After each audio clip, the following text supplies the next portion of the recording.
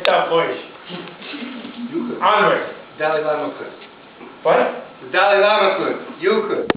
Okay. All right. What's the question? Would you allow me to play a little game with you? No. No. One question and done. We want to have Other a people want to talk. Okay. One question. Here's the question. Yes. You have a bottle of water. Yes. You and Dr. Katz, are sitting in a desert. You're within walking distance of shades of Allah. People like Joseph Campbell and others respect them. You want to get this. Yes. Solution to all the problems of the world is there, including the prevention of World War III. Oh, good. Okay, it's your bottle of water. Yes. There's enough water in there to keep one person alive. Yes. That one person can drink water, go to this place, prevent World War III. Okay, I get the question. No, I haven't yet. No. Here's the question. Formulating this question. Turning into a story. Very good one. Come on now. Let me break down. What do you do with the water? Why? And what do you do after you drink the water? I give it to Richard Katz. And I take a break in the desert there with Buddha. And he goes to find the country, I hope. And I meditate. You die. And take water.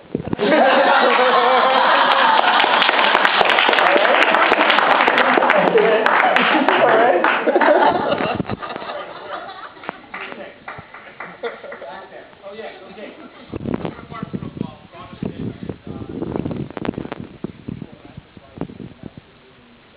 I seem to be religious idea.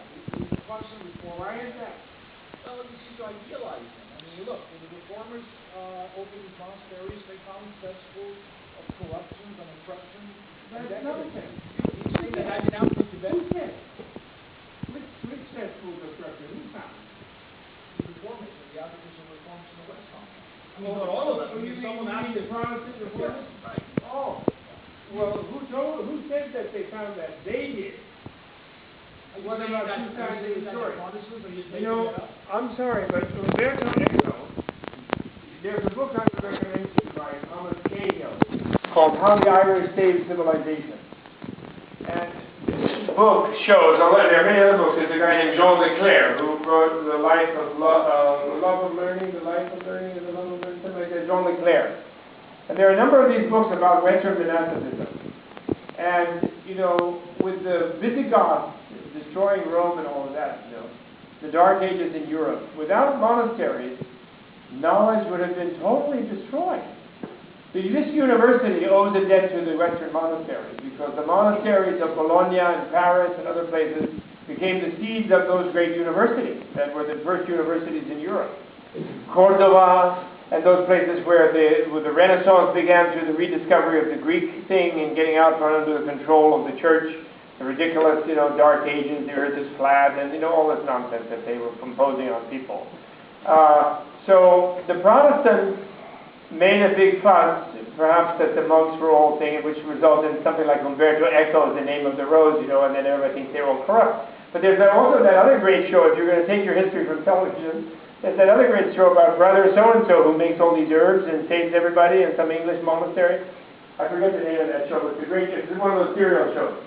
And the monks are always saving everybody, so they're really very nice. And so there's always some good people and some bad people. And but you know what? Just let me give you this one example.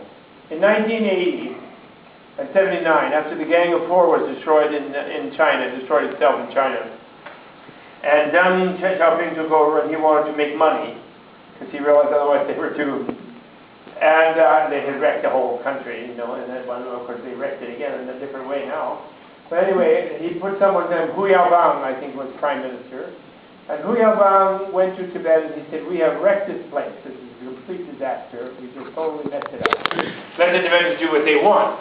And we won't tax them or anything anymore. And he thought that meant they would go out and start some laundries and trucks like any good, proper Chinese business person.